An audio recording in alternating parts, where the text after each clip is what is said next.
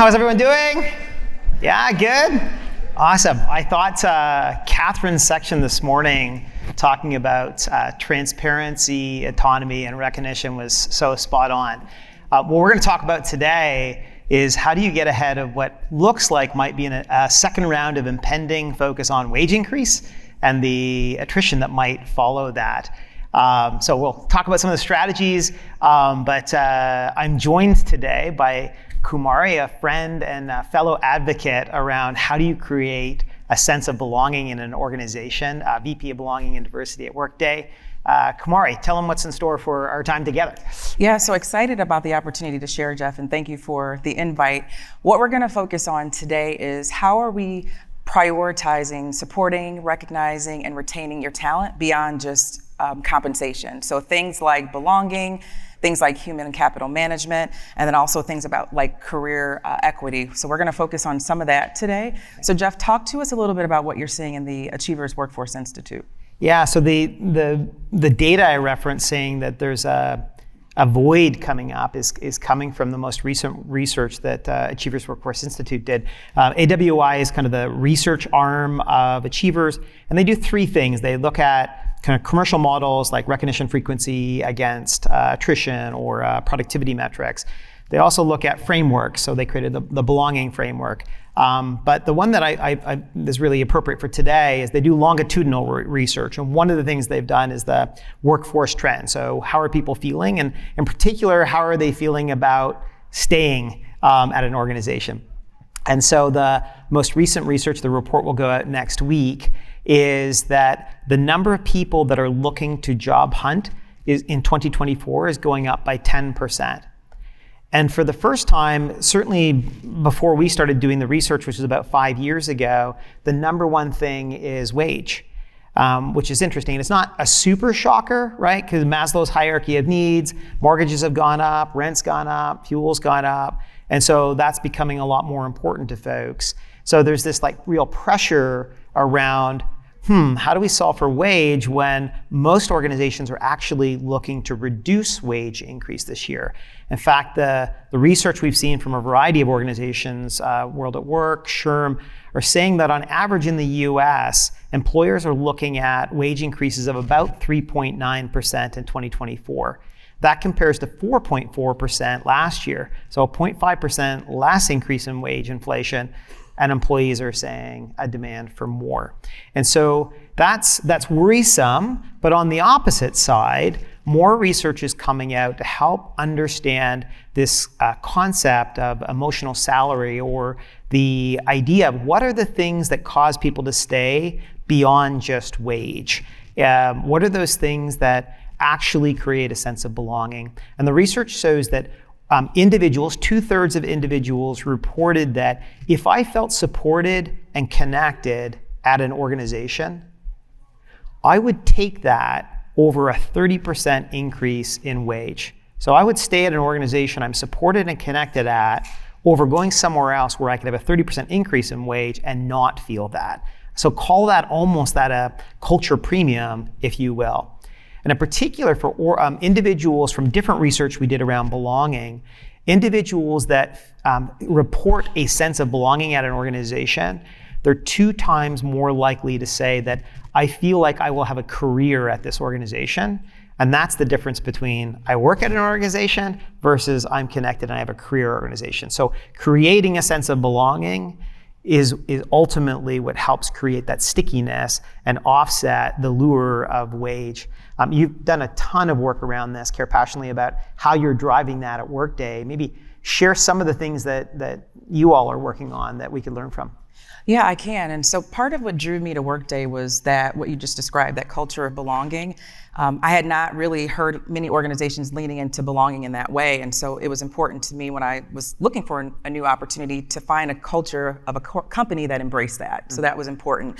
We spent a lot of time focused on not just talking about belonging, but also how do we measure belonging sentiment across our organization. We leverage our internal tool called Pecan to assess how our employees feel on a very regular basis around belonging. And for us, belonging is an output, right? So as we're building inclusive spaces, as we're building inclusive leaders, feeling connected, feeling valued, and that sense of belonging is an output of inclusivity for us. And so we lean into it quite heavily. It's even a KPI for our organization. And so at the highest level in the organization, we are focused on increasing belonging, not just even maintaining it. The other thing I'll say is that what we found at Workday is that our workmates can feel like, yes, they indeed belong at the organization, but they can also point to other areas of opportunity, I'll call them. So things like we measure our employees' feelings around non-discrimination or discrimination.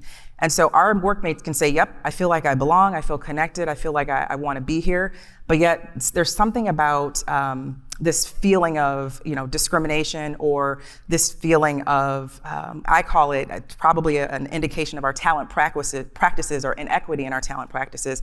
Those are things that start to surface. And so the cool thing is that we can kind of triangulate and say, our workmates feel like they belong, but yet they have concerns over here in this area of discrimination.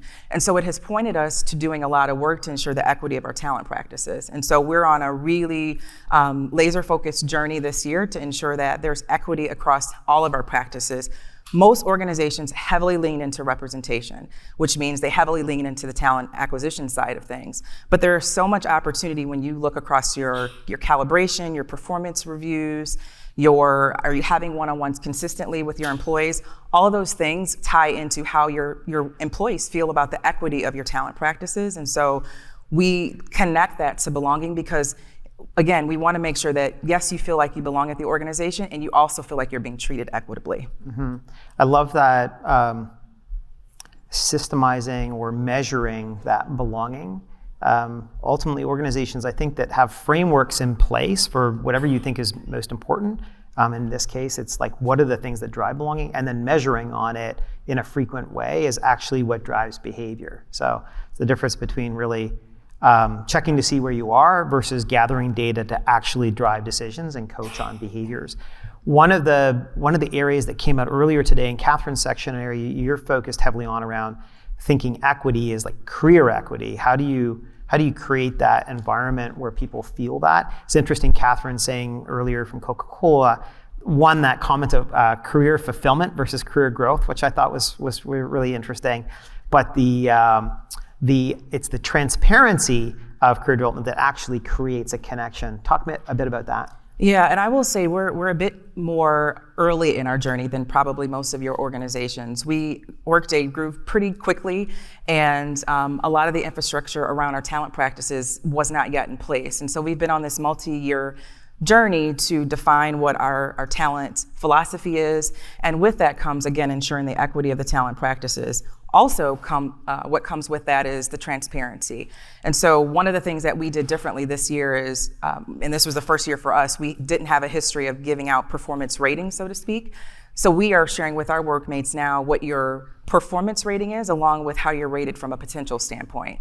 So we've kind of lifted the curtain a lot, and probably it's a little uncomfortable, if I'm honest, because a lot of leaders are not even transparently sharing how people are performing, and then to go a step further and say, well, you're performing in this way, and I also see your potential in this way is a new thing for us, but we're excited about it. But I think, to your point, it is that transparency, and people can get behind it if they understand it. And so I think what we've been doing is just being focused intentionally about being far more transparent, and it's a multi-year journey for us. Yeah, I love that. People can get behind it if they understand it. Yeah, it's how decisions get made, and I'm being left out, that creates a lot of emotional angst. The career equity, so individuals that say that they report a feeling of career equity are 2 times more likely to not job hunt. So just putting stats behind the logic there. One of the other areas that is increasingly going under focus as systems are being put in place to have better metrics is this concept of recognition equity. So again, tying the dots back to the opening keynote with Catherine, that recognition, shifting from this idea of recognition as reward, meaning your years of service or anniversaries. Those are important. Those are important to make sure that we're doing those, but not overdo it at the point that you're using budget that can really be driving behaviors towards things that create a blip, but they're not really sustaining power. It's really when we when we think about recognition that's not tied to monetary, that we can drive behavior. And if we are going to use monetary, then it should be used in very small doses. And what I mean by that is in ways that you can actually nudge behaviors. On recognition equity, what we're seeing is for those that are kind of really using more like modern recognition programs, frequent recognition, like we'll see about on average 60% monthly active usage on our platform. So of the 4+ million members on the platform, we'll see about 30%. So weekly. So next to your comms platform, Slack, Teams, a good recognition program is like your next highest actively used application. So looking at the data on that, women report that they're 30%, over 30% more likely to say that they get recognized less on a monthly basis than their peers. And so that's really interesting because we can use now technology to gather that type of data and be able to create an insight towards it or nudge towards that. So, being able to say, hey, it looks like maybe this group or this individual hasn't been recognized in a while. And we can prompt that. Think about something where that person made an impact, and like, how do we help that nudge that thinking of like, oh yeah, I should do that. I think that's really like HR technology at its highest power when we can grab relevant insights tied to things that actually drive behavior, drive culture, surface that in a way in a moment, and actually cause somebody to take an action. When we can do that well, no courses required, nobody over your shoulder, it's just like nudging towards behavior. One of the things we've been looking at back to that career equity is how can we take the recognition data and fuse that into the feedback module, something that you're all leading on, so that when a manager sits down to do the performance review, how many people have heard this before? My manager wrote the performance review, but it was really just the things he thought of in the last 3 weeks. Yeah? Or like, I do all this contribution, all these people are saying great things about me, but my manager says only this. And so they're writing a performance review, and it's just in a vacuum, right? So when we can pull the recognition data over, what it does is it gives that longitudinal look, like over the last 6 months, here's all the things that you recognized me for, not just the last month. But two, it also helps surface other people's insights. So that the manager's doing a performance review, they're actually thinking beyond their own lens of the individual, and they're thinking broader about the contribution the individual has had. So I love the work that you're all doing to kind of pull that in and help enrich those dialogues with better insights and action. Yeah, I like thinking about that at the enterprise level, to be able to look at where there are gaps in even recognition, and then lay that over sentiment, and then overlay that with what you're seeing in other data sets to just tell that holistic story. So we're excited from a partnership standpoint to be able to do some of that as we work with you all. Yeah, that's just like a really thoughtful way to drive behaviors, and it's really anchoring now when you think about all the things you can do that drive behavior, recognition, gamification, like badging, like sense of accomplishment, minor, career promotion is a big accomplishment, minor is badging, even micro nudging or micro rewarding, we know from wellness applications create habits.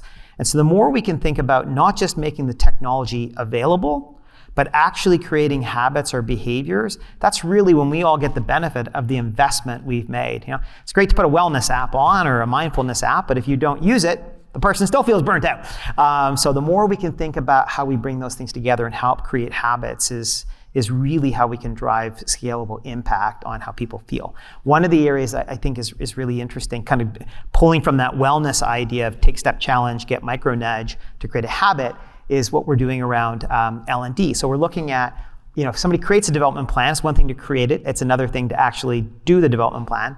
How can we take, you created a development plan within Workday, how can we take like a micro badging or micro rewarding and say, hey, complete that along the way? And so it's just minor things, but it just creates a sense of fulfillment and action, so that when you get to that end of the year, it's like, did you do what you say you're going to do? Yeah. The system's actually kind of set up to nudge the behavior.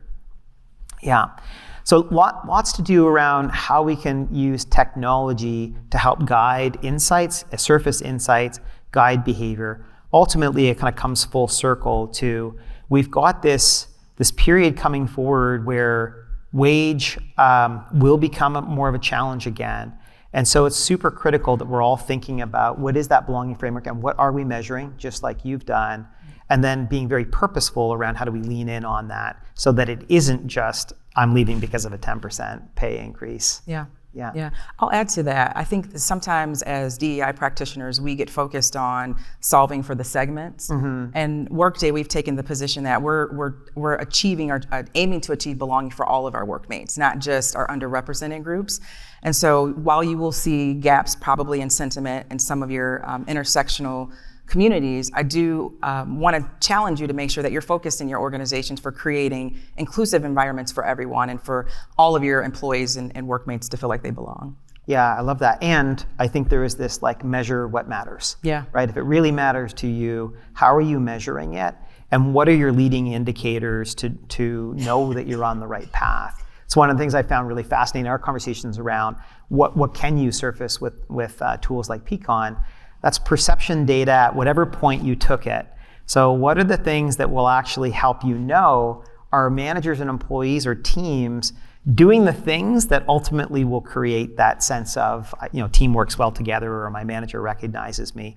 Things like a good recognition program can actually create that, like, well, you got to the end of the period, you're saying, well, places I'm not recognized. It's not me. It's the company's not recognized them. It's like, well, if you look at the data, you actually send less recognitions than managers that have higher engagement scores.